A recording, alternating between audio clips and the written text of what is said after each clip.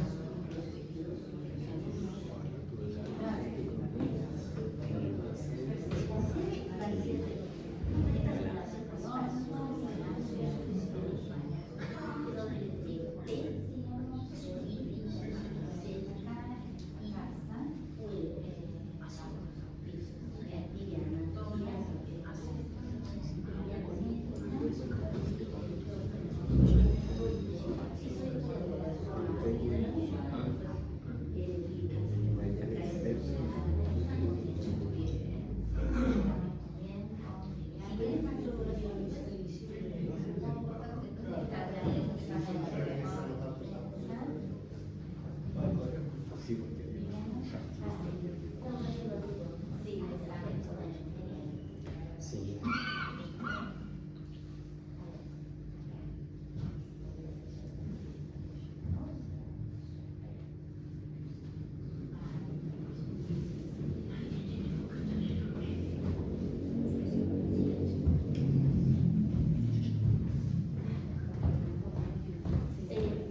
Mi equipo, la gente que ha entrado, y ya los dejo, ahora hacemos la presentación y comenzamos.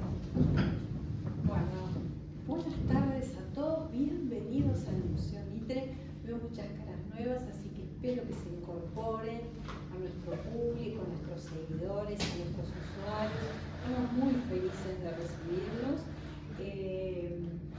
Gracias a las dos amigas investigadoras, como son la doctora Viviana Pichul y la doctora Florencia Gallego de la Universidad de Bolonia. Ellas replican en nuestro país la Festa Internacional de la Historia, que sería la Fiesta Internacional de la Historia, con distintos eventos dedicados a este tema.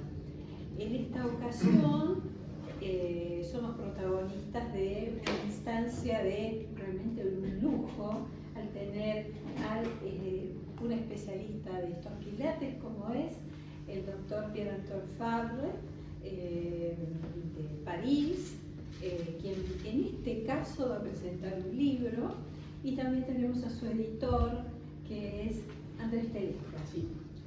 Así que estamos felices. Yo le voy a dar la palabra a la verdadera alma mater, a las alma materes que están, una está filmando y la otra está controlando el Zoom, para que ellas realmente les den un panorama acerca de esta importante vivencia que estamos a punto de iniciar. Muchísimas gracias a ustedes, muchísimas gracias también a ustedes por darnos esta oportunidad de ser parte de de este momento tan importante para nosotros.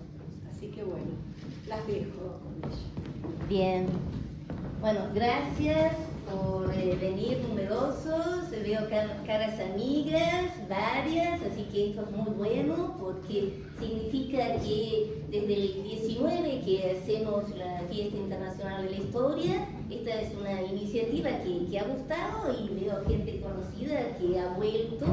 Y en esta ocasión en particular Es una ocasión que nos llena de alegría en estas circunstancias particulares de la historia argentina, porque lo tenemos a Pierre Antoine Fabre, gran especialista de jesuitas a nivel mundial, una personalidad de renombre en Europa, Estados Unidos y América Latina, y hoy lo tenemos con nosotros aquí para conversar. Él en particular, él es profesor de l'École de Haute Études, donde yo tuve la suerte de conocerlo.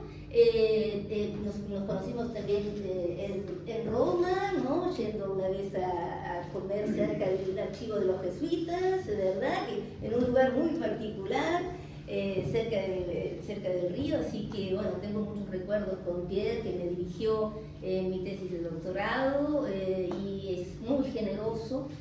Siempre ha participado, y bueno, él en esta ocasión nos va a presentar el libro El arte del retrato de Louis Marin. Louis Marin es un referente esencial del pensamiento francés de la segunda mitad del siglo XX, tal vez poco conocido en la Argentina porque tiene pocas traducciones al español. El arte del retrato, editado por el Paradigma Inicial, ¿no? No, ¿Cómo se llama?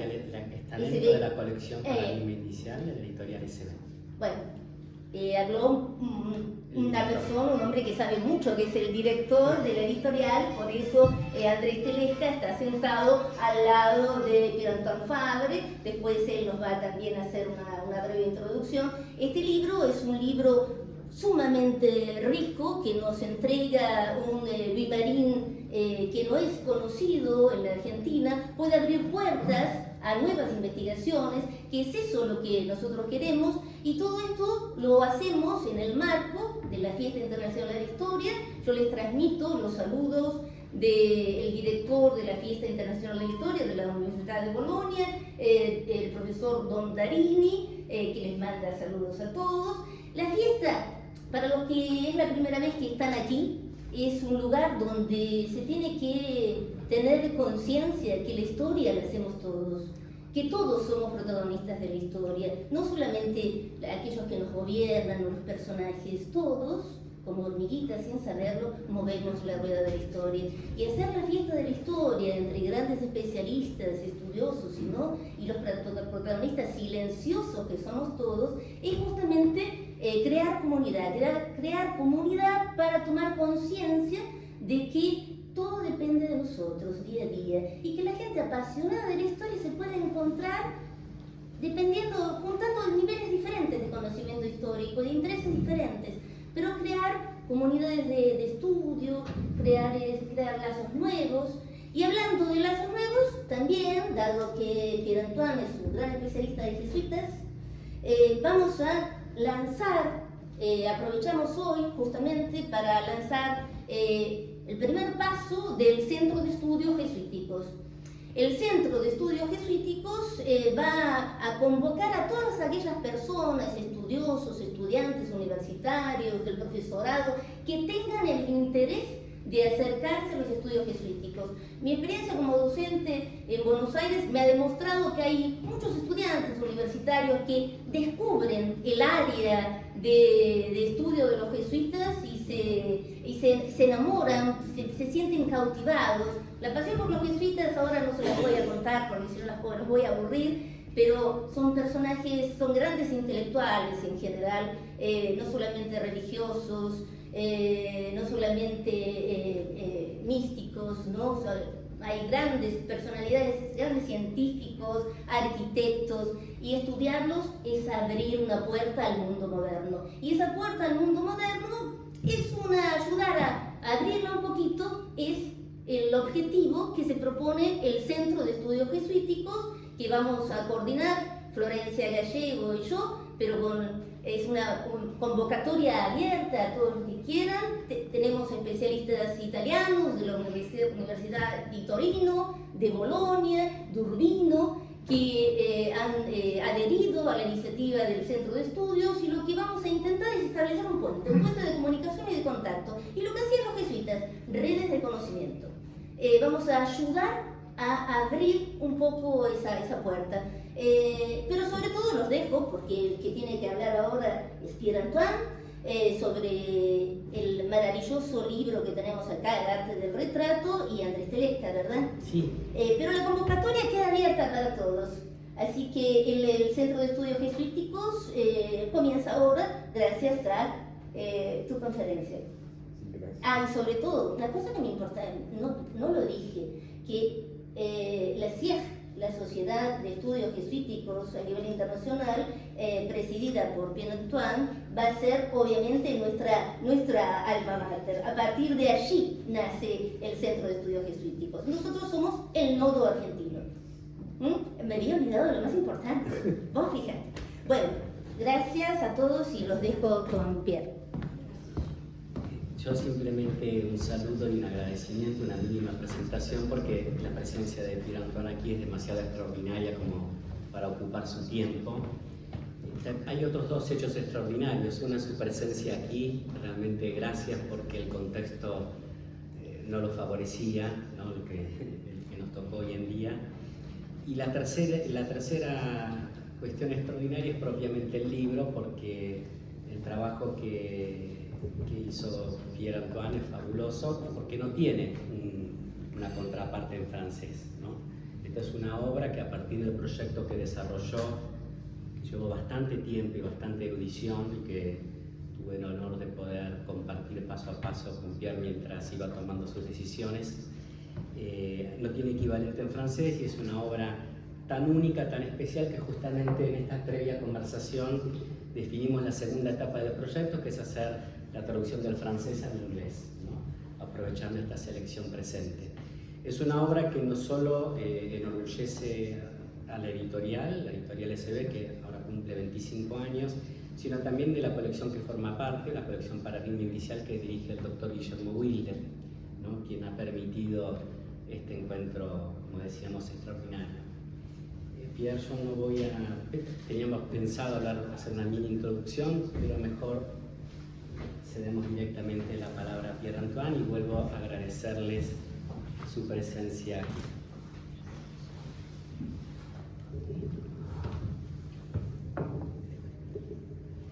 Bueno, muchas gracias. Yo también tengo que agradecer, bueno, más que todo mi editor para este trabajo.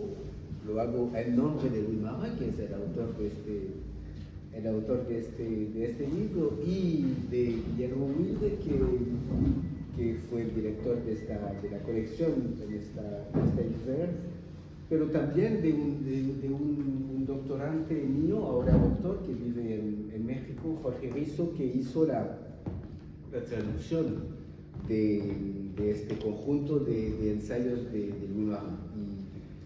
Louis Marin es un autor que no es tan fácil para traducir, porque tiene una lengua, algunos dicen una lengua del 17, o sea, una lengua con frases de amplia respiración, así que no son tan fáciles para traducir. Y fue muy valioso Jorge Rizzo, así que lo agradezco mucho, y agradezco también mucho a Roger Chartier, muy conocido aquí en Argentina, porque estuvo muchísimas veces en Buenos Aires y otras ciudades de Argentina, y que era un colega de Louis Marin en la École des Études, y por eso lo apreciaba mucho, y aceptó de hacer este prefacio que era importante, porque Chartier era realmente un buen introductor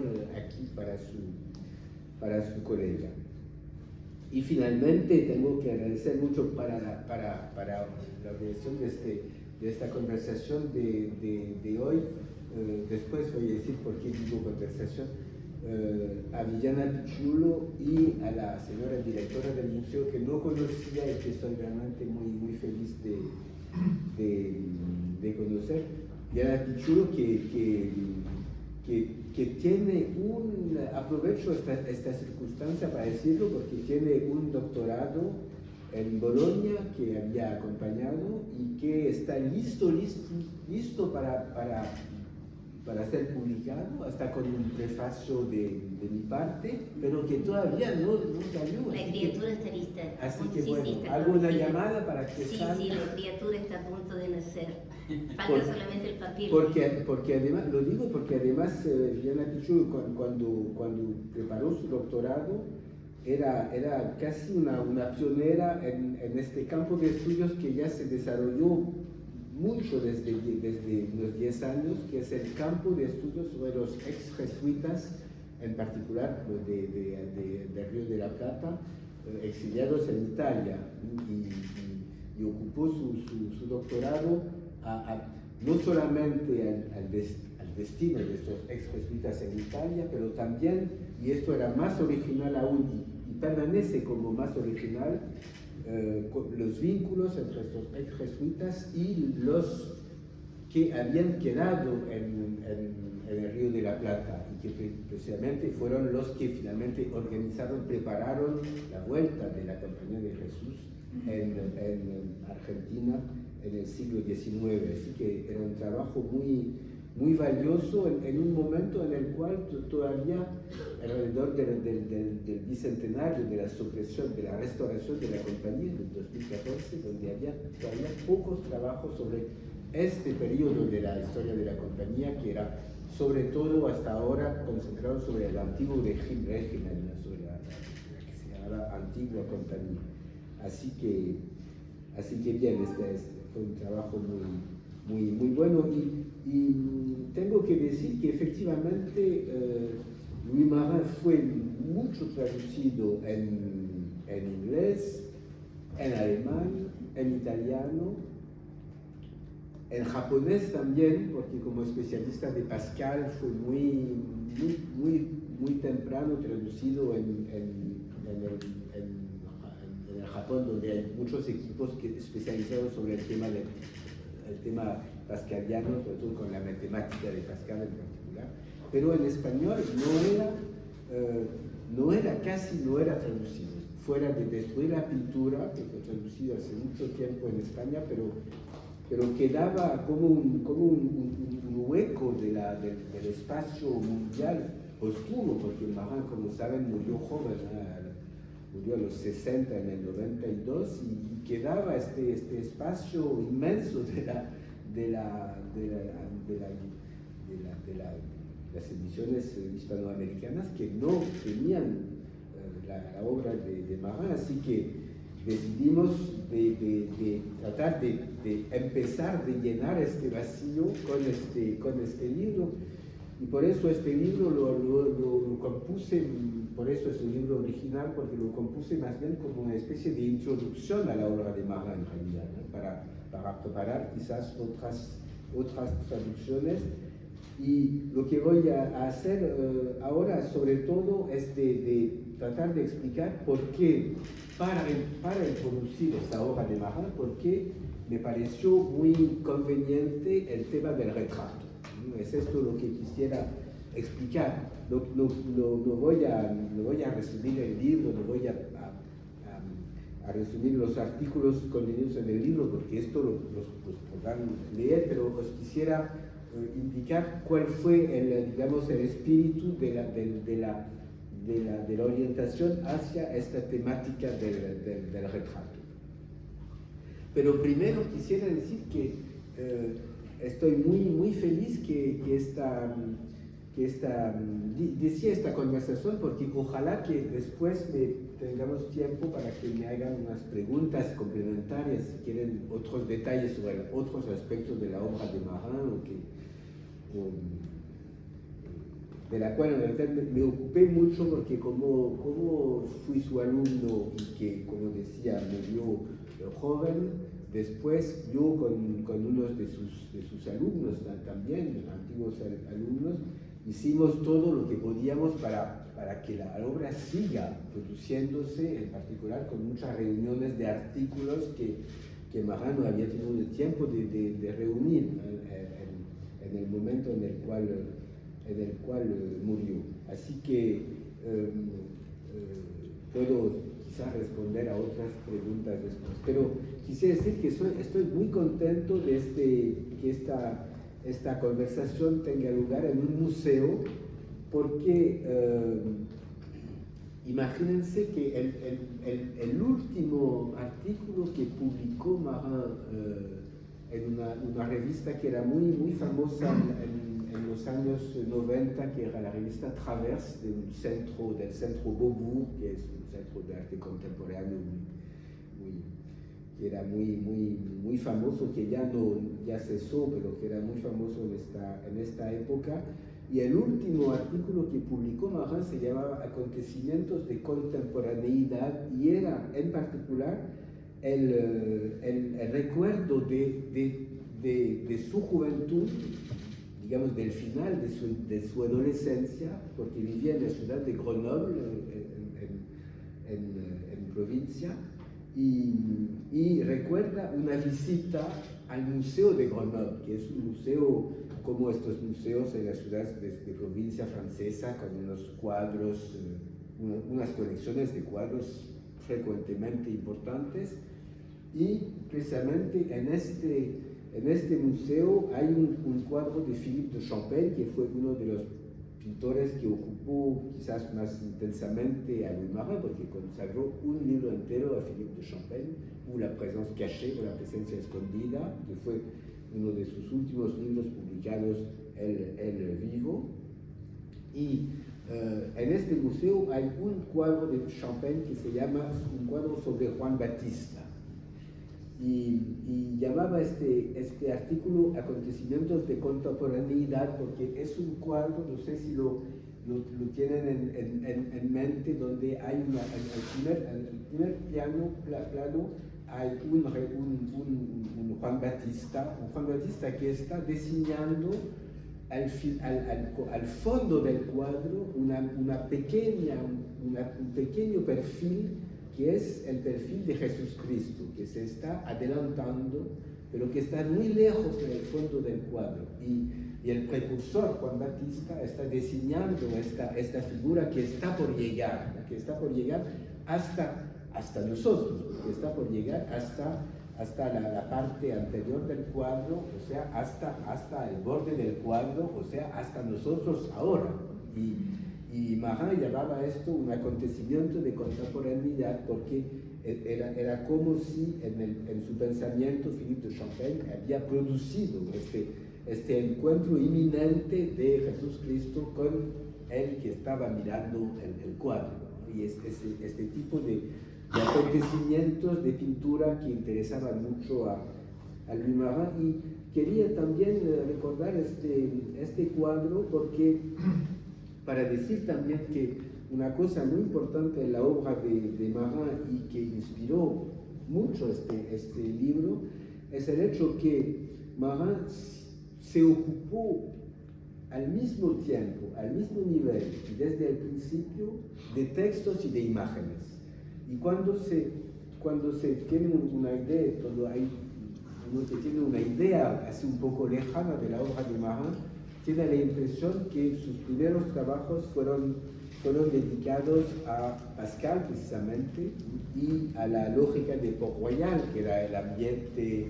Port-Royal era la abadía, que era el ambiente intelectual y religioso y espiritual de Pascal, en un libro que se llamaba La crítica del discurso, que fue su trabajo doctoral en realidad, y que solamente después se había interesado cada vez más a las imágenes, y había realmente elaborado una obra de historiador del arte. En realidad es totalmente falso, y es importante decirlo porque inspira este libro, porque el primer libro que publicó Marin en el 72, que se llama Estudios Semiológicos, fue un libro compuesto de artículos que eran artículos sobre textos y sobre imágenes. Había artículos sobre el texto evangélico, que interesaba mucho a Louis Marin, había textos sobre Pascal, pero había también textos sobre Champaigne, sobre Poussin, Nicolas Poussin, que fue otro de los pintores de referencia de Marin, o sobre Paul Klee en el siglo XX, que también fue un autor de referencia de Marin. Así que realmente esta obra es una obra que trabajó al mismo tiempo y es muy excepcional en este sentido, porque hay poquísimos investigadores que tienen esta doble, digamos, esta doble mirada sobre textos e imágenes y que también tienen, yo diría, el mismo método, la misma preocupación, y terminaré después con esto, cuando habla de imágenes y cuando habla de textos. Y esto me lleva quizás al primer motivo por el cual había escogido este tema del retrato, porque precisamente el retrato es un tema que podría aparecer a primera vista como un tema fundamentalmente artístico, ¿no? O sea, el retrato de pintura, mientras que también el retrato es una noción muy literaria, y en particular en el siglo XVII, que es el siglo sobre el cual Marin dedicó la mayoría de sus trabajos, el tema del retrato es un tema literario. Así que retrato orienta hacia la imagen y hacia la escritura. Y esto fue realmente una de las determinaciones para mí de cómo concebía este texto como una introducción de Marin en el Río de la Plata. Me parece importante que aparezcan estas dos dimensiones de inmediato. Y para definir lo que podría ser el retrato literario como pictórico, sería definirlo como lo define Louis Marin él mismo, hablando de un libro importante del XVII, que son las Memorias del Cardenal de Retz, que fue una protagonista de las guerras de religión en Francia, y que produjo memorias importantes, y produjo memorias en las cuales hay retratos. Y estos retratos Marin las define como unas pausas narrativas. Pausas narrativas, o sea, el momento en el cual la narración se interrumpe y ya hay un momento que ya no es tomado en el tiempo de la narración, pero que se interrumpe en el momento, en el instante del retrato. Y se podría decir que mucho del trabajo de Marin sobre el retrato queda inscrito en esta dimensión del retrato como un instante, un momento, una interrupción. ¿Y por qué digo esto? Digo esto porque en un retrato, en un texto muy importante que no está en este volumen, porque en realidad hay tantos textos de Marin que giran alrededor del retrato que si habíamos tomado todos los textos, el libro sería así que todavía no sería terminado de traducir, así que por eso había que tomar decisiones difíciles, pero en particular un texto que finalmente quedó para el porvenir. Es un texto que es inspirado por los memorialistas de Port-Royal, en particular un teólogo, Pierre Nicole, muy famoso en el XVII francés, y donde Pierre Nicole, este memorialista, trata de definir lo que tiene que ser un retrato. Y define el retrato como precisamente el momento en el cual se interrumpe todo el recorrido de la vida, todo el recorrido de los acontecimientos, toda también la contingencia de los acontecimientos, para pararse sobre el retrato. Y Pierre Nicole define el retrato, y lo define con un intenso diálogo con Philippe de Champaigne, precisamente un pintor de este mismo ambiente espiritual e intelectual de Port-Royal. Nicole dice que en realidad el retrato perfecto es el retrato del muerto, o sea, es el cráneo. Y lo dice como una especie de provocación, ¿no? Pero como que el ideal del retrato, para obtener un retrato que no sea para nada tomado en las contingencias de la vida como va, del tiempo como pasa, es precisamente el retrato del tiempo pasado, del tiempo totalmente cumplido, o sea, el retrato, digamos, delante de la muerte. Y este retrato delante de la muerte es, para la reflexión de Marin, una preocupación muy importante, porque en realidad es este momento de enfrentarse. No es como la pintura narrativa, una pintura lateralizada, donde la gente corre de una parte a la otra de la pintura. Es realmente un momento de enfrentamiento. Me recuerdo cuando Marin estaba muy enfermo, me había dicho una vez, je ferai face. Lo que en español es complicado de traducir, es haré frente, y no se podía saber si significaba haré frente a la enfermedad, o sea, enfrentaré la enfermedad, o si era haré frente a la muerte, enfrentaré la muerte. Y esta expresión, je ferai face, era una expresión que parecía como sacada de estos grandes textos moralistas del 17, y me había mucho impresionado también por esto.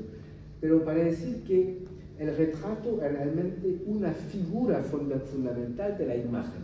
Y la cosa muy importante es del periodo que ocupa Marin, o sea, en la época moderna, es que una cosa que trabaja mucho Marin es de decir que en realidad en la modernidad y en la pintura moderna, en la pintura religiosa moderna, hay siempre dos orientaciones, dos tendencias.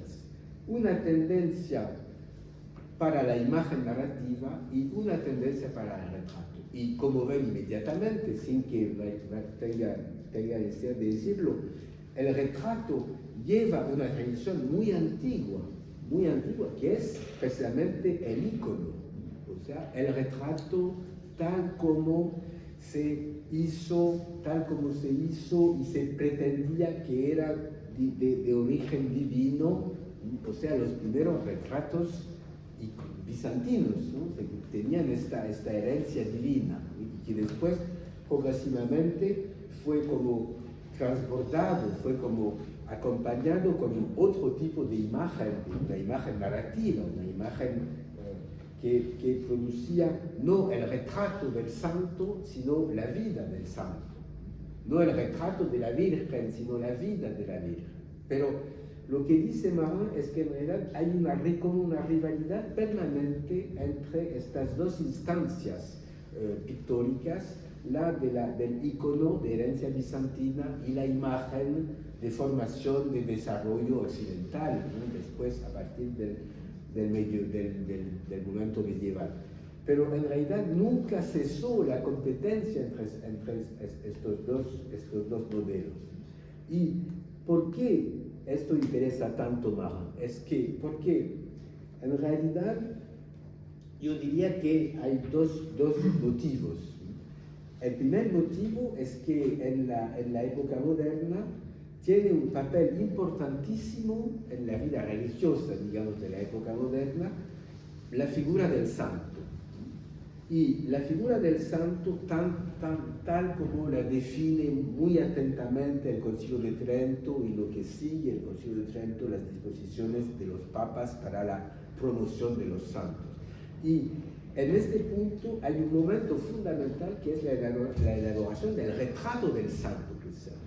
El retrato del santo es el momento en el cual progresivamente se va a buscar la representación ideal del santo, que después va a dar lugar a otros desarrollos muy narrativos, pero hay que llegar al momento en el cual se puede realmente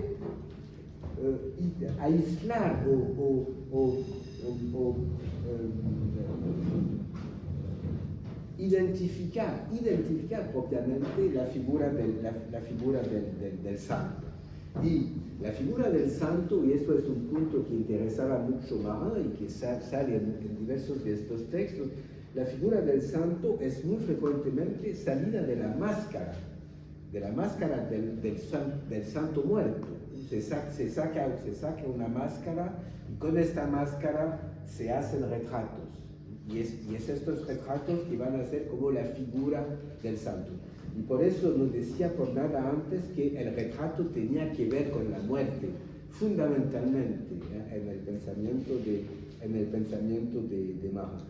Pero en modo diría más estéticos, permite también de observar la competencia entre lo que finalmente produce como un efecto de presencia,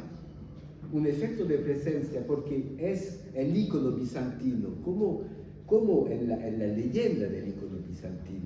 Es una cosa que sale, que baja desde un momento divino, ¿no? Desde este momento donde San Lucas, por ejemplo, no acaba el retrato que estaba haciendo de la Virgen, porque la acaba un ángel que baja del cielo para acabar esta figura. Así que realmente no es una ordinaria representación, no es una ordinaria representación, es realmente un hecho de presencia, una presencia propiamente divina que cae sobre el icono mediante el ángel que termina la pintura. Así que hay esta dimensión de presencia. Esta dimensión de presencia que no es la dimensión de la representación en el sentido ordinario, cuando en general se ilustra la vida del santo con representaciones diversas del santo niño, del santo joven, del santo viejo, del santo viajando, del santo peregrinando, del santo mortificándose, etc. Pero, y aquí llegamos a la teoría, lo que interesa a Marat en el retrato es precisamente de plantear el problema de la relación en la imagen, entre presencia y representación. O sea, diciendo que en realidad en una imagen, por eso el retrato lo interesa mucho, en la imagen no hay solamente la representación de algo, que sería la cara de un santo, hay también el hecho que la imagen se presenta representando el santo. O sea que la imagen no es solamente la transparencia de una representación, es también la opacidad de una presencia, que es la presencia del acto de representar, que no se confunde con la representación. Y por eso el retrato aparece en la obra de Marat, y en particular en estos artículos, como lo que permite de acercar de lo más cerca esta relación entre efecto de lo que llama Marat efecto de presencia, una imagen se presenta y una imagen representa. Y el retrato lleva a su colmo de intensidad esta relación. Y por eso se interesa tanto al retrato, y se interesa tanto al retrato también en este momento en el cual, como saben, en el final del 16 y el primer 17, que son realmente los periodos que trabaja mucho Marat, esta figura del santo se impone como una figura fundamental de la Iglesia Católica moderna. Así que todo esto para deciros que el retrato es un tema, evidentemente, que lleva toda la relación entre la representación de un ser vivo y su enfrentamiento con la muerte, y que de otra parte entra en la teoría más íntima, más profundamente íntima de la relación entre la representación y la presencia de la imagen. Y eso es la razón por la cual, fundamentalmente, la razón por la cual para esta publicación escogí de realmente tomar este tema del retrato. Pero, para volver a lo que decía empezando, este tema del retrato como siendo un tema al mismo tiempo literario y iconográfico. Y quería quizás tomar dos ejemplos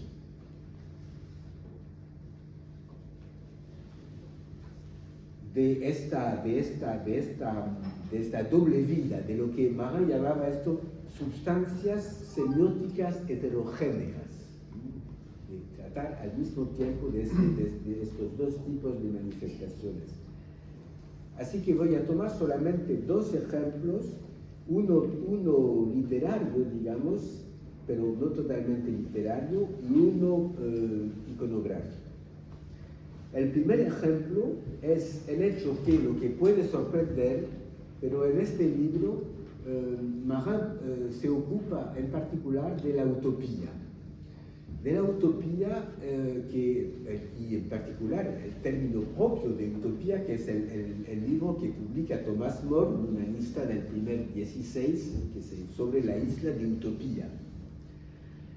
Y Marin observa que en el frontispicio del libro Utopía, en este frontispicio hay lo que Marin llama un retrato de la isla de Utopía. Y lo llama un retrato porque efectivamente esta isla tiene una cara de cara, tiene una referencia al rostro de un ser humano, así que se da como explícitamente como un retrato. Y esto es importante para Marin por dos motivos. Primero, porque es un frontispicio. Y los frontispicios tienen esto es una cosa que Marin que me aprendió muchísimas cosas en términos metodológicos, y en particular de mirar siempre los frontispicios en las obras. ¿Y por qué había que mirar los frontispicios? Porque precisamente el frontispicio es una especie de combinación de texto y de imagen. O sea, al frente de un libro, finalmente, en particular de los libros ilustrados, que fueron muchos los libros religiosos, en particular del 17, hay esta doble dimensión de leer un texto y de ver una imagen, porque un frontispicio se ve y se lee, con estas arquitecturas, estos ornamentos que rodean el título de la obra, el título del autor, o sea que es un ver y leer al mismo tiempo. Y por eso es un momento muy importante, porque es un momento en el cual finalmente se juega o se arregla el juego entre la imagen y el texto, y se juega en el frontispicio. Por eso Marin se interesaba muchísimo del frontispicio. Pero también la cosa interesante es que sea un retrato. ¿Por qué es interesante? Porque la utopía precisamente es un retrato, en el sentido que la utopía es una cosa que no tiene lugar, no se sabe dónde está, pero una cosa segura es que está, y que está ahora. O sea que la utopía está en cualquier parte ahora, no se sabe la parte, pero se sabe que es ahora. Es esto la utopía. Así que la utopía es realmente un presente. Es un momento presente, pero no se sabe dónde. Y por eso Marin muestra cómo, en términos literarios, la descripción es muy importante. O sea, la descripción, no la narración. La isla de Utopía no se narra, no se cuenta, pero se describe, se presenta. Utilizo estos términos, ¿eh? Se presenta, se describe, se muestra, no se cuenta. Y eso es una cosa muy importante, porque tiene una influencia que fue una influencia de muy larga duración, desde el 16 hasta el 18, que fue en particular que el hecho de describir, y describir era lo que caracterizaba precisamente la utopía, la isla de Utopía, como una isla presente, que se describe, que se presenta. Pero esta característica tuvo una consecuencia muy inesperada, muy inesperada, que fue el hecho, y juntamos los jesuitas en este punto, y es un punto que interesaba mucho a Marin, que cuando los misioneros jesuitas mandan cartas con la preocupación de dar la prueba que estaban, ¿no? O sea, que estaban en China, estaban en India, estaban en Río de la Plata. Así que describen. Yo estaba y describo lo que veo. Y esta descripción, que era la prueba que el misionero estaba ahí, se puso como la posibilidad mayor para que sus cartas fueran leídas casi como ficciones, como utopias. Y la gente europea culta que lee las lettres éditions et curieux, las cartas significantes y curiosas hasta el final del 18 y hasta el 19, son gentes que leen esta descripción casi como leyendas, casi como cuentos. Y así que esta descripción de la isla de Utopia se vuelve como la ficcionalización de las islas reales, de los continentes reales. Y eso es como un drama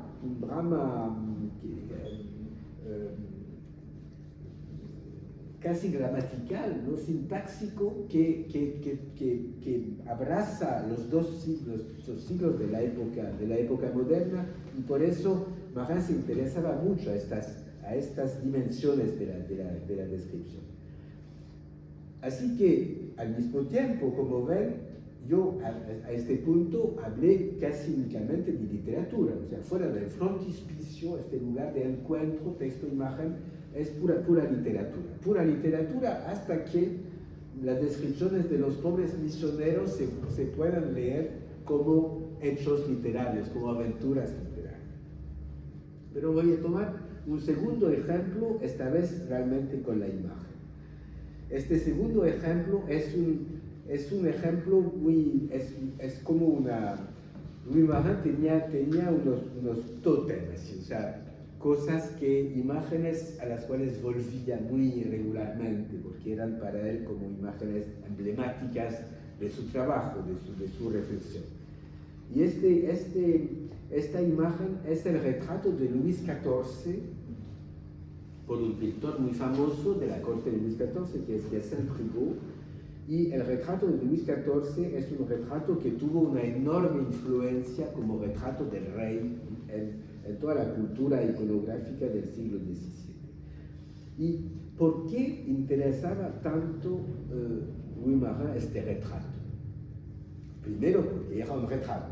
O sea, realmente tomar el rey no es su acción, pero en su esencia. No en sus prácticas, pero realmente en la esencia de su poder. No es los acontecimientos de su actuación, pero en la esencia de su poder. Pero también la otra cosa que interesaba a Marin es de hacerse la pregunta, pero en este retrato, ¿quién es el maestro? ¿Es el rey o es el pintor? Y toda la análisis que está reproducida aquí de este retrato es el hecho de decir, en realidad, yo, Hyacinthe Rigaud, pintor de Luis XIV, soy el maestro del rey, porque sin yo, el rey no es nada. El rey no tiene su retrato, y su retrato es realmente la cosa y la única cosa que permite de plantear al rey en la esencia de su poder. Así que yo soy realmente, es una dialéctica del maestro y del esclavo, en el sentido hegeliano, digamos, del término. O sea, yo pintor, soy maestro de mi rey, porque es dependiente de mí. Pero Marin, que era muy inteligente, como ya lo saben, lo piensan, dice, pero no es esto la última cosa, porque en realidad el Luis XIV, cuando se da a retratar por el pintor, se da a retratar ya como una representación de él mismo, con sus insignias de poder, con su cetro, con sus trajes de ceremonia. O sea que es Luis XIV que es el autor de su retrato. Luis XIV no es sorprendido por el pintor así saliendo del baño. Luis XIV es realmente representado con toda una simbólica que Luis XIV él mismo construye y presenta al pintor. Así que en realidad no se puede decir que el pintor sea el maestro de Luis XIV, porque Luis XIV manipula totalmente el pintor. Pero las dos propuestas son las dos verdaderas en realidad, ¿no? Porque el rey necesita el pintor, pero el pintor no puede hacer sin esta autorrepresentación del rey dándose a representar. Así que lo que interesaba mucho a Marin era esta competencia finalmente sin fin. Y hasta, sin fin hasta porque en realidad, ¿cuál es las últimas palabras del análisis de Marin sobre este tema? Es que precisamente el retrato de Luis XIV no es solamente una representación del rey, pero produce dos efectos de presencia, lo que Marin llama dos efectos de presencia, o sea, el momento en el cual la imagen tiene una actividad sobre quién.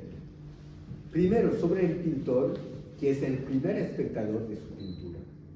Así que, en tanto que espectador de su pintura, el pintor también es el instrumento de la representación que el rey produjo de él mismo a través de la pintura del pintor. Y segundo, el espectador que también él está viendo este retrato, está viendo este cuadro, y está viendo este cuadro como el sujeto del rey. Así que pasemos del rey como sujeto del cuadro al espectador como sujeto del rey. Y esta sujeción al rey pasa por la sujeción a la contemplación del cuadro. Así que, como ven, el análisis de Marin nunca queda encerrada en la imagen, pero siempre toma la imagen en sus contextos, en el contexto de la preparación de la imagen, en el contexto de la realización de la imagen y en el contexto de la presentación de la imagen delante de su espectador. Así que, por eso, me parece que entiendo cada vez más por qué el retrato de Luis XIV era un cuadro emblemático, porque realmente es un cuadro que permite tomar la medida de toda la significación del retrato, y del retrato como lo decía antes, como representación y también como efecto de presencia. Así que finalmente en este libro, y voy a terminar con esto, en este libro hay como una manera de cruzar toda esta obra, como una obra en la cual precisamente se construye por miles de modos porque Marin no es nunca alguien que produce una teoría en sí misma, siempre produce una teoría mirando un cuadro, leyendo un texto, o sea, es siempre una teoría en acto, o sea, produce un discurso pero en la prueba de un objeto particular, un objeto singular. Es esto que hace al mismo tiempo la riqueza infinita de su obra y también lo que hace quizás su dificultad, porque no hay un abstract de Marin, o sea, no se puede encontrar un texto en el cual Marin diría, bueno, yo quise decir esto y esto. Siempre lo dice, pero enfrentándose una vez más utilizando este término, enfrentándose a una obra, a un texto singular, finalmente a una experiencia particular de lectura o de mirada. Y se podría decir que toda la obra es recorrida por esta doble dimensión, no solamente de la imagen, pero también del texto, porque lo que hace Marin muy fuerte es que se muestra como una imagen, se presenta en particular con su cuadro, con sus bordes, con sus fronteras, como hay algo que no está en la imagen, hay algo que está en la imagen. Y esta frontera entre fuera de la imagen y dentro de la imagen es esto, el espacio por el cual la imagen se presenta en lo que representa y no en lo que no representa. Pero la frontera de la imagen es muy importante. Y en los textos es igual. Marin da una importancia muy grande a lo que llaman los paratextos. Los paratextos, o sea, los textos que rodean los libros. Los prólogos, los avant-propos, los prefacios. Y por esto, para mí, el prólogo de Chartier, el prefacio de Chartier, es parte entera del texto, en el sentido mariñano del término, ¿no? O sea que el texto, el libro empieza cuando se abre la primera página. No empieza solamente cuando se lee el texto del autor del libro, no, se empieza inmediatamente porque en los paratextos, precisamente, el texto se presenta. Van a leer esto, van a conocer esto, van a descubrir esto. Como precisamente en el cuadro de la imagen está presentada por su cuadro. Y realmente, como decía empezando, es el mismo método finalmente que es utilizado para interrogar textos e imágenes. Y esto es quizás la cosa más original.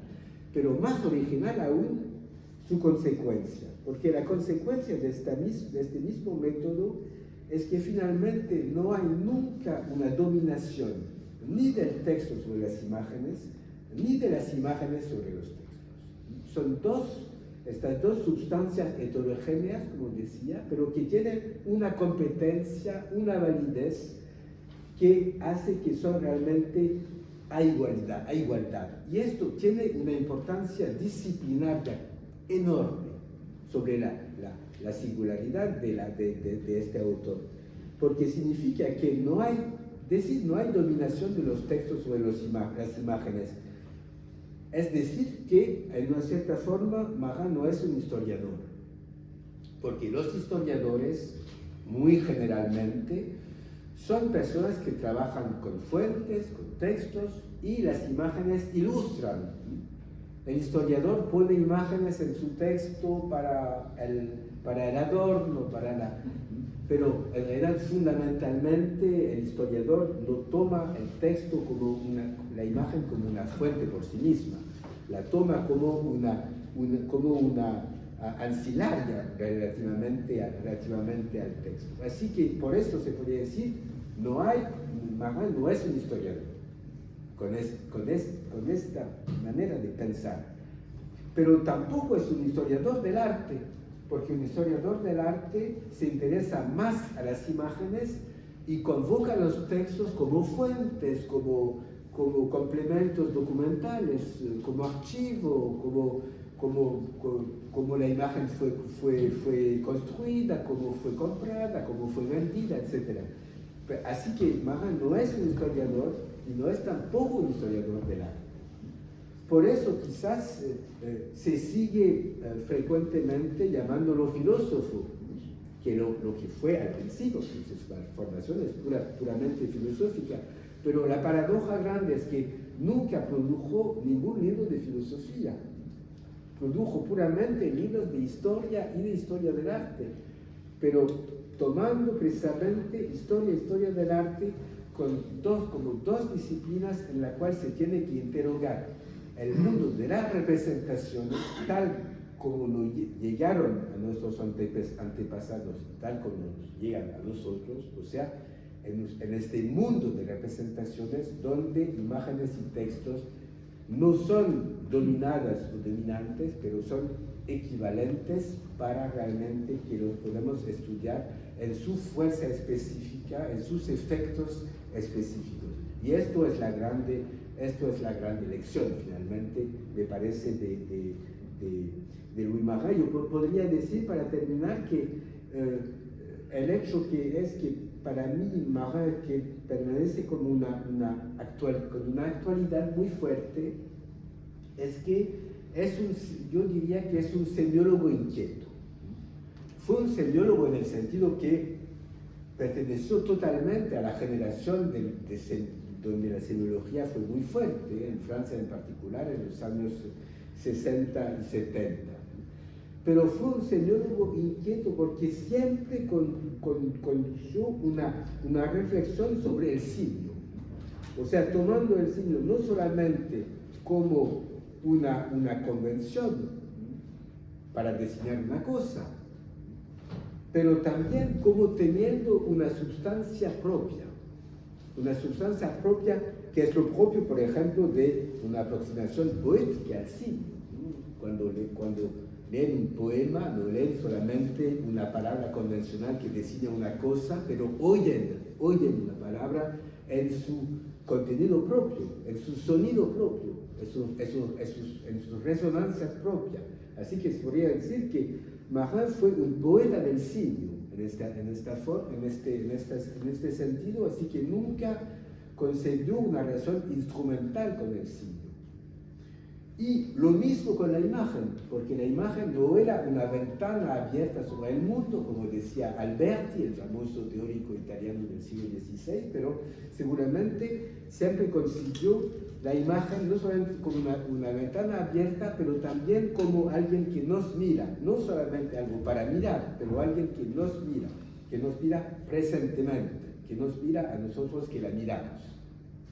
Así que fue en este sentido siempre una inquietud de ver lo que es presente en el signo, lo que es presente en la imagen, lo que se tiene que escuchar en el signo, lo que se tiene que escuchar en la imagen, de lo que tiene que decirnos propiamente. Y esto me parece que es su actualidad, por eso sobrevivió, digamos, al periodo más dominante de la semiología y quedó semiólogo al mismo tiempo. No tuvo que votarla porque nunca tuvo su esclavo. Fue siempre con esta manera de escuchar la opacidad del signo y no solamente su transparencia funcional. Y esto fue la obra de Marin como lector y como contemplador de las imágenes, y esto es esto que traté de mostrar en este libro presentando imágenes y textos. Y ahora os dejo a la lectura y gracias.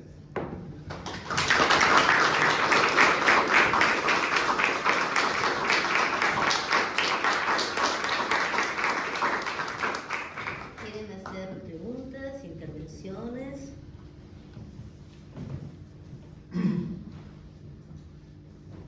¿El archivo de él dónde está? Perdón.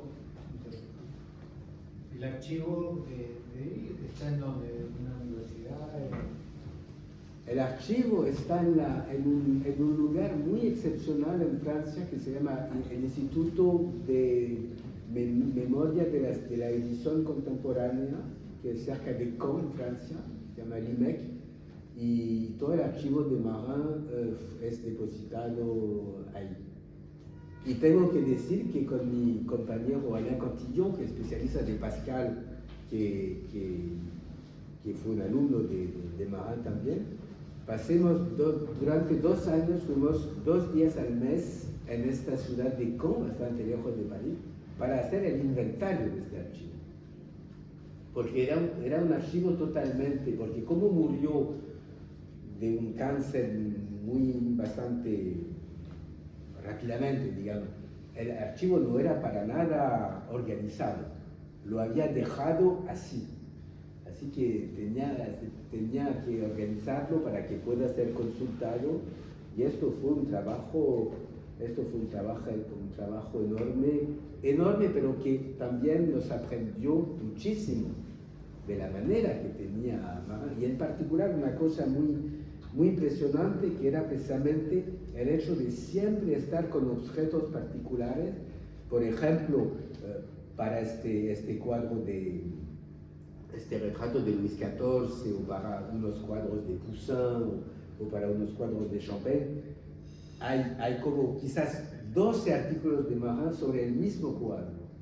Y cuando se lee los 12 artículos y las preparaciones de los 12 artículos, nos dimos cuenta que cada vez estaba perfeccionando el análisis, o sea que dando vueltas cada vez más complejas, más integrativas del espectador, del pintor, del contexto, de los contextos políticos, estéticos, y que realmente había como una construcción de lo que finalmente se quedaba como con la apariencia de una descripción.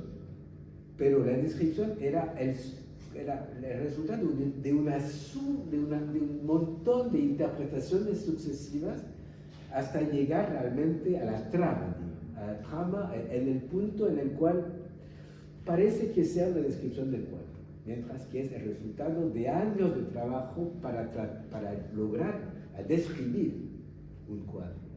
Y Marin escribió precisamente un artículo específico, lo que es cómo describir un cuadro. donde muestra la dificultad extraordinaria para describir con una escritura cursiva en el tiempo, describir lo que en el cuadro no se da en el tiempo, pero se da en el momento.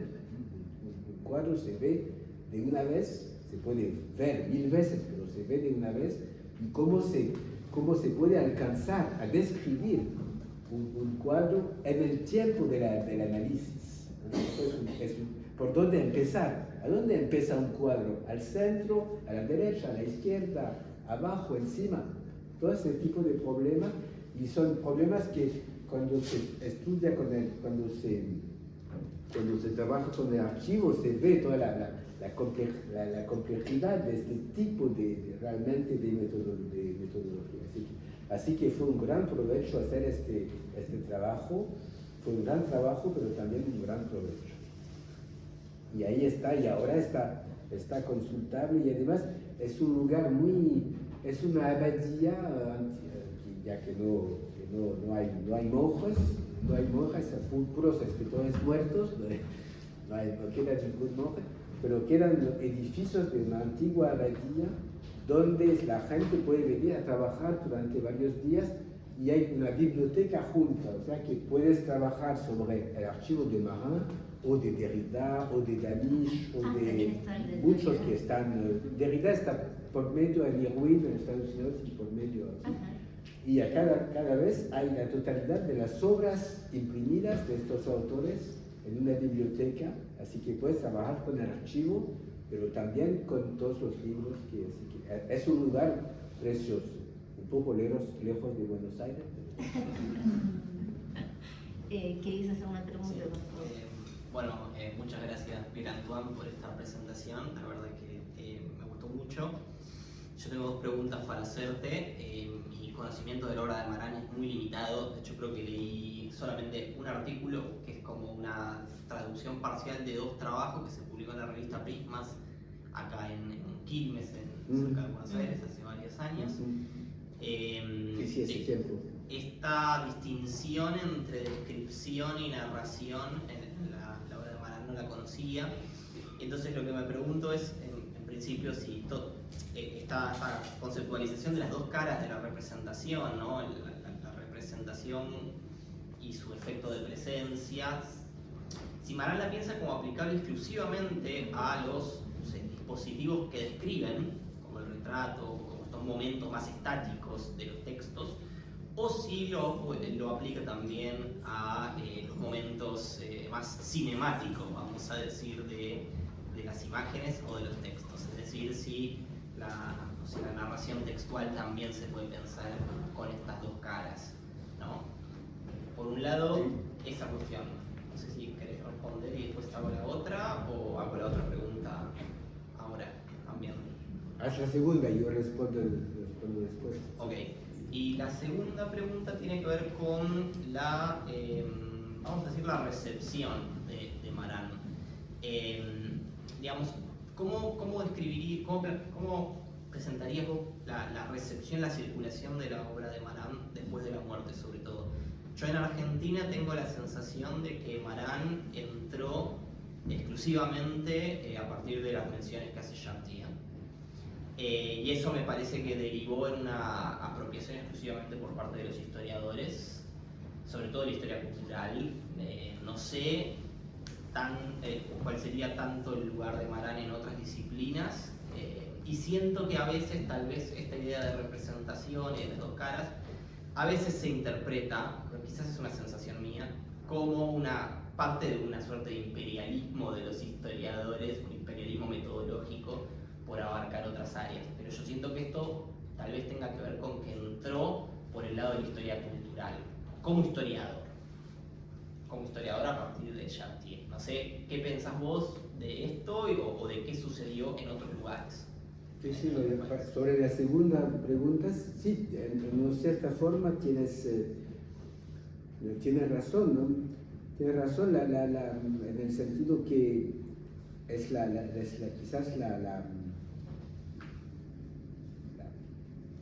digamos, quizás la entrada más evidente, ¿no?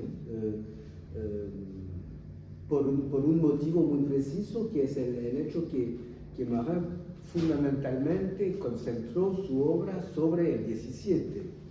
Así que hay como un objeto históricamente definido que ha conducido a una disciplina inmediatamente, digamos, ofrecida para... Y esto seguramente que se tiene que de cierta forma que combatir, ¿no? En el sentido que, por ejemplo, si se considera todo el tema de la... Porque Marin, cuando enseñaba en la École des Études, trabajaba mucho con antropólogos, trabajaba mucho en particular sobre el tema del poder, la representación del poder, las ceremonias, la construcción de la representación del poder. Y esto lo tenía compartido con antropólogos de la antigüedad griega, por ejemplo, como Nicole Leroux o Jean-Pierre Vernant, o gente así, o con antropólogos de la África, que se ocupaban de las formas de la producción de la figura de la realidad, Realidad. no, de la royauté, la realeza en los reinos de África, tal como los antropólogos resultaban a trabajar sus huellas, digamos, en la época contemporánea. Así que efectivamente hay esta dimensión antropológica que queda como menos abierta y que merecería de la misma manera que Marin trabajaba mucho también con sociólogos. Pierre Bourdieu era uno de los próximos amigos de Marin, y quizás con esta sociología, digamos, esta sociología histórica, que era en particular la de Norbert Elias, que pienso que fue mucho traducida, ¿no? Cómo aproximar la sociedad de corte del punto de vista de una antropología del poder, pero también del punto de vista de una sociología del fenómeno de la cortesanía. Y así que sociólogos y antropólogos eran realmente muy vecinos, pero el objeto 17 hizo que los herederos principales eran historiadores y quizás, pero tienes razón, lo tomo como una crítica personal. Porque efectivamente hay este pliego disciplinario que es efectivamente, aunque yo no soy historiador de formación, sino filósofo también, pero hay esta dimensión que siempre tiene que ser corregida, efectivamente, provocando, ayudando otras formas de difusión.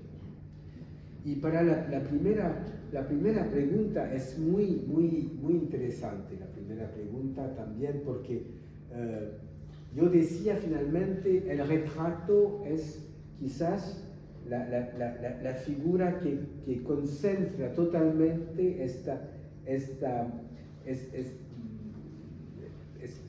formulación de Marin, que la imagen se presenta representando. Y así, en el efecto de presencia del retrato, como en su herencia icónica, en su presencia descriptiva, en su abarcación lejos de la narración, es un objeto de particular intensidad. Pero, en realidad, tienes toda la razón que toda la pintura narrativa tiene, evidentemente, sus momentos de interrupción, tiene sus momentos de paro. En particular, la pintura de Poussin, por ejemplo, que interesaba tan Marin, Poussin tiene en sus pinturas narrativas momentos en los cuales precisamente los personajes aparecen como interrumpidos, como suspendidos, ¿no? Y la pintura narrativa se vuelve como una pintura de retrato. En realidad es en cada pintura que se tiene que observar esta relación. Y no solamente en la pintura figurativa, porque hay un ensayo de Marin que me pareció, que acaba de ser republicada en un conjunto de artículos de Marin sobre el arte contemporáneo. Y hay, por ejemplo, un artículo muy lindo de Marin sobre Jackson Pollock. Y se podría decir, bueno, Jackson Pollock, muy lejos de la narración, muy lejos de la descripción, muy lejos del retrato, pero muestra en realidad como hasta en una obra como la de Jackson Pollock, este tema de la imagen presentándose es fructífera porque hasta en un cuadro de Jackson Pollock, los bordes del cuadro pasa algo en los bordes. Pasa algo, Marin decía, en los bordes es interesante porque hay las cosas que están por salir y las cosas que están por entrar, ¿no? Y es una zona de intensidad fuerte. Y esta zona de intensidad fuerte también existe en Pollock. Si se mira muy atentamente las fronteras de un cuadro de Pollock, hay momentos de lucha entre dentro y fuera que son operativas, aunque Pollock no sea para nada figurativo. Así que no solamente este trabajo es eficaz con una pintura narrativa, pero es también eficaz con una pintura abstracta. O sea, abstracta, la palabra es muy... No, la retiro, como pintura no figurativa. Quería hacer una pregunta, yo. Escuchándote, tal vez es banal lo que te digo, pero esto aquí, el frontispicio es importantísimo, ¿no? En una época en la que la escritura está dejando de tener bueno, la presencia que ha tenido en estos siglos pasados, ¿no? Las redes, por ejemplo, donde abundan los retratos, donde abundan los selfies, ¿no? Se aplica también esto de los márgenes del retrato que decía Narán, en estos selfies que aparecen por todos lados, porque también el selfie es algo pensado, cuidado, preparado. La gente a veces se muere por hacer selfies, ¿no? Y está inundada la realidad con selfies. Sí. No, pero sería perfectamente, sí. Sería un poco un sacerdocio porque los retratos de Philippe de Champagne son más lindos en general que los Bueno, por eso te hablo de que es banal, pero aplicado al imperio de las imágenes en las que vivimos hoy en día. No, pero sería perfectamente legítimo y en manera más general el retrato fotográfico. El retrato fotográfico es evidentemente un retrato en el cual hay lo que está en el cuadro, lo que no está en el cuadro y la frontera de una fotografía es tan potente como definición de la imagen que la frontera de una pintura. Absolutamente, sí, no hay ninguna diferencia. La única diferencia sería quizás para el selfie, que no hay esta combinación muy compleja que hay entre el pintor como primer espectador de su obra y el espectador de la obra. O sea, las dos instancias se vienen confundiendo. O sea que hay una otra forma, otro tipo de exposición de la imagen a los que la miran. Pero lo puedo definir absolutamente en los mismos términos, pero cambia el dispositivo. Pero la pertinencia de interrogar la fotografía me parece que es muy... Sí. Y que sería quizás una manera de interesarse, sí, me das una idea, Sí, sí. No, porque el selfie que encuentro generalmente tan feo, Sí, pero hay una vocación por quizás hacer sería una selfies hoy. manera de Claro. interesarse, en particular de interesarse a la manera que, porque finalmente el narcisismo consubstancial del selfie hace que, curiosamente, el que está en el selfie parece siempre como estando al punto de salir de la imagen para volver al sujeto de la imagen, ¿no? Así que Exacto. la deformación del selfie, que hace que generalmente es feísimo, si se considera como esta tendencia al ser fotografiado, de juntarse con el ser fotografiante, así se pone interesante. Sí, sí. Es una representación. Sí, Sí. claro. Sí, es una representación, pero que tendría como la aspiración a volverse a una presencia pura, volviendo al sujeto, como si el selfie era finalmente, en una cierta forma, una pérdida de sí en la imagen. Así que el Sí, selfie es una pérdida de tiene sí, la obsesión de totalmente. salir de la imagen Exacto. para volver al sujeto. Sí, sí. Me hizo acordar Sí, lo que vos decías, el pintor y el rey, cómo se preparan lo que quiere cada uno que aparezca, pero en la selfie lo resuelve la misma persona, todo eso Sí. en la misma selfie, Es ¿no? también el que escribe como pintor. Sí, no, se puede perfectamente pensar, digamos, en esta misma lógica. Eso seguro. Sí, sí. Gracias. Sí, sí. Y cuando uno se representa delante de un cuadro en un museo, Ah, claro. se puede volver muy complejo. Exacto. Sí, sí. Sin ver el cuadro, pero fotografiándose. Sí. Ahí todas esas capas son Sí, impresionantes. sí, aquí había un campo de estudio. ¿Alguna intervención más? Sí. Es una pregunta muy simple. ¿Cómo está vertebrado el libro? ¿Cuál es el índice, los capítulos? Los capítulos. Te voy a decir que vas a encontrar los capítulos son, bueno, la idea era realmente de conservar digamos, los rasgos, las líneas más significativas en una cierta forma, porque la razón por la cual finalmente me dediqué a este conjunto sobre el retrato es que no solamente es porque hay textos e imágenes, pero es también porque en realidad son textos que son en un largo plazo en la obra de Marat. O sea que estos textos sobre el retrato, los 10 últimos años de la vida de Marat, que fueron intensísimos en producción, realmente el retrato es muy presente en por eso me parecía también interesante.